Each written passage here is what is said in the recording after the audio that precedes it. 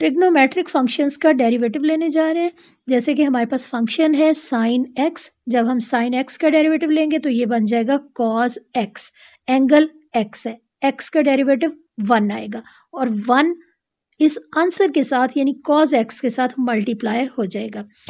Angle का derivative, angle कोई भी गिवन है उसका हम डेरिवेटिव लेंगे। एंगल हमारे पास यहाँ पे x था, x का हमने डेरिवेटिव लिया और x का डेरिवेटिव x के रेस्पेक्ट से 1 आएगा और इस 1 को हमने cos x के साथ मल्टीप्लाई कर दिया। तो ट्रिग्नोमेट्रिक फंक्शंस में जितनी इम्पोर्टेंस फंक्शन की उतनी इम्पोर्टेंस उसके एंगल की भी है। एक और एग्जाम्पल ले लेते हैं। अगर हमारे पास साइन 2x हो, डेरिवेटिव हम ले रहे हैं साइन 2x का जो कि cos 2x होगा।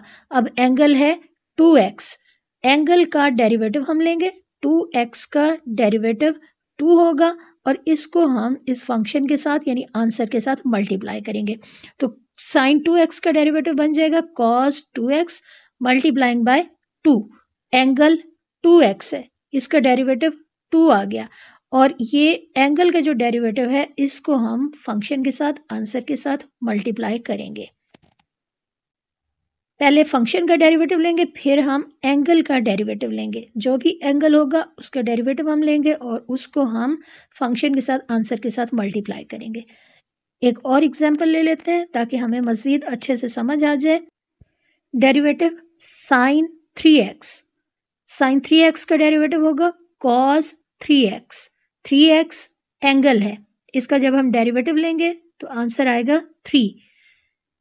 3 के साथ हम इस फंक्शन को मल्टीप्लाई कर देंगे यानी साइन 3x का डेरिवेटिव होगा cos 3x into 3। Angle 3x है, इसका डेरिवेटिव हमने फाइंड किया, रूल अप्लाई किया हमने इसके ऊपर और यहाँ से हमारे पास इसका जो डेरिवेटिव है ये 3 आ गया। कांस्टेंट फैक्टर रूल हमने यहाँ पे अप्लाई किया।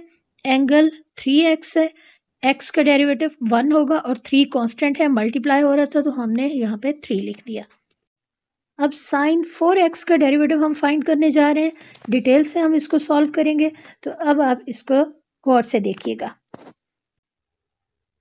साइन 4x का डेरिवेटिव लेने के लिए सबसे पहले हमने बोथ साइड पे d/dx लिखना है। हमारे पास ये फंक्शन गिवन है y इक्वल साइन 4x, इसके लिए हम बोथ साइड पे d/dx लिखेंगे। d/dx ये डिफरेंशियल ऑपरेटर है, इसकी मौजूदगी हमें ये बता रही है कि हमने डेरिवेटिव फाइंड करना है विद रेस्पेक्ट टू x। अब हमारे पास है साइन 4x, 4x इस साइन फंक्शन का एंगल है। तो सबसे पहला काम हम तो ये कर लेते हैं, फॉर्मूला लिख लेते हैं, derivative of sine x equal cos x। अब क्योंकि x का डेरिवेटिव 1 आना था तो वो हमने यहाँ पे नहीं लिखा। साइन x का डेरिवेटिव cos x आ गया। अगर हमारे पास साइन 2x है तो इसका मतलब है कि डेरिवेटिव आ जाएगा cos 2x। इस सिचुएशन में 2x का यानी एंगल का डेरिवेटिव हम लेंगे। 2x का डेरिवेटिव होगा 2 और उसको हमने cos 2x के साथ मल्टीप्लाई करना है। बिल्कुल इसी तरह इसी रूल को अगर हम फॉलो करेंगे तो हम साइन 4x का डेरिवेटिव भी इसी तरह से फाइंड कर लेंगे। अब ये हमने लिख दिया cos 2x इंटू 2, क्योंकि एंगल 2x है, इसका डेरिवेटिव 2 आ गया तो हमारे पास आंसर होगा 2 cos 2x।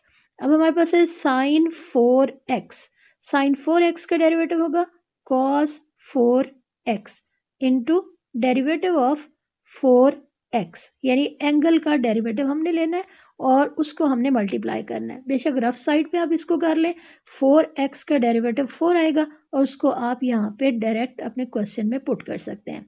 तो cos 4x derivative of 4x will be 4।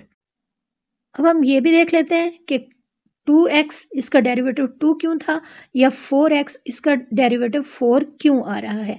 तो जब हम 4x का डेरिवेटिव लेंगे तो 4 कांस्टेंट है, इसको हम डेरिवेटिव से बाहर निकालेंगे और x का डेरिवेटिव x के रेस्पेक्ट से 1 आएगा। यहाँ पे हमने पावर रूल अप्लाई किया है। रूल्स की अच्छे से प्रैक्टिस होगी तो आपको यहाँ पे कोई प्रॉब्लम नहीं आएगी। अब 4x इसका डेरिवेटिव हमारे पास 4 आ गया और इसको हम यहाँ पे अपने क्वेश्चन के साथ मल्टीप्लाई कर देंगे, यानी जो आंसर हमने फाइंड किया है cos 4x उसके साथ हम इस 4 को मल्टीप्लाई कर देंगे।